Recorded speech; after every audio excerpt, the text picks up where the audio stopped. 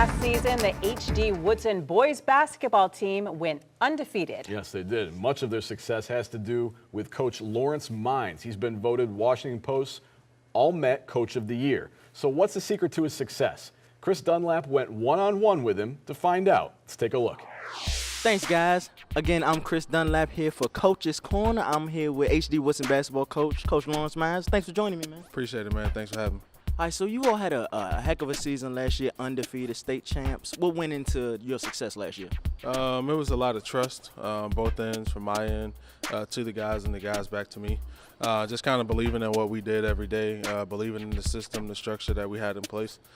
These guys really got in here early on in the year, and they started working towards a goal. 33-0 wasn't our goal, but winning every game and having a chance to win every game was our goal. And they took care of that. They won every game. We accomplished our mission, and they're state champs. What is your philosophy, and also has it changed since you've been here? A lot of toughness. I believe, with our inner city kids, they do have a lot of built-in toughness, just in the way that they were raised, the way they were brought up in this area, and I believe in capitalizing on that. One of the biggest things I'm about, a lot of coaches have systems and they want their players to fit into their system.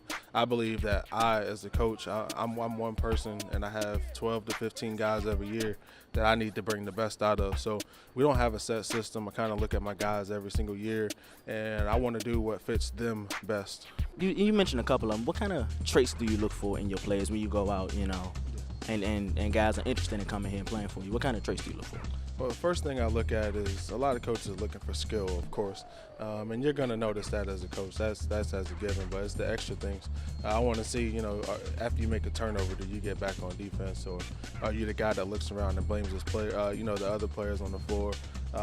Do you, that goes into the same thing, but do you hold yourself accountable for the things that you're doing on the court, and then do you compete on the defensive end?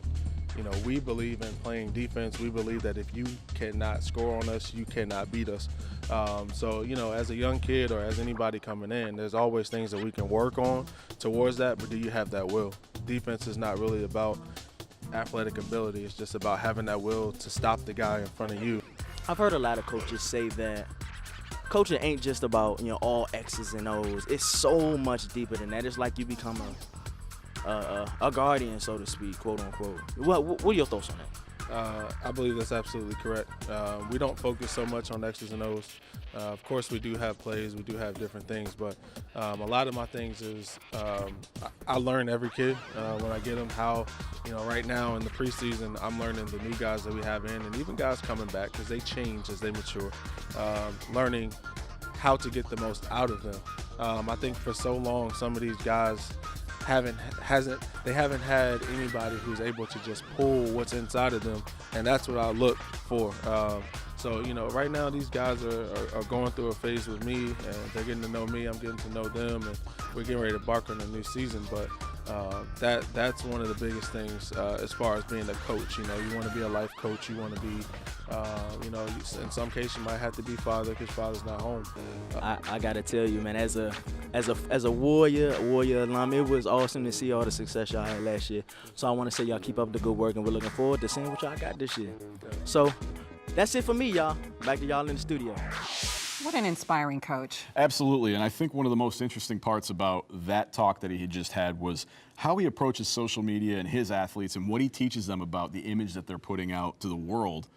Even though that they're not pro athletes or college athletes yet, it still matters. It's very important. A lot of those guys are going to be looked at by colleges, and they have to be very careful about what they're putting out there. So it's so great that Coach Mines takes that extra step to really educate his players about those things. You have to have that talk because there's so many stories of college athletes or high school athletes who are in line for a scholarship, and that vanishes when they put something controversial or something that's inappropriate on social media because people are watching, and that lasts forever. And that's a good point that he makes, and it's a good thing that he's doing to incorporate that into the lessons that he's teaching his athletes now, today.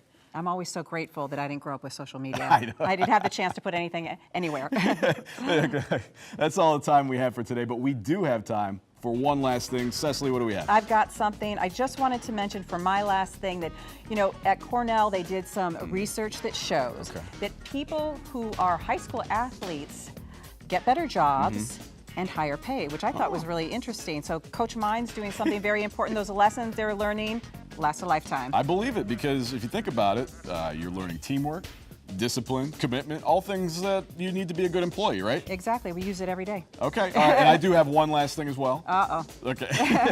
One last thing. Exactly. We're sticking with the numbers. So the number of games that Coach Mines and his team had to win in order to be undefeated, 33. Amazing. 33 wins stacked together in order to have that perfect season, which is incredible if you think about it on any level of sports. And you know, that hasn't happened here in the district since the 1980s. Oh, okay. So quite an accomplishment. That is, definitely. That'll do it for this edition of We Are Washington. Thanks for joining us. We'll see you next time. Thanks for watching.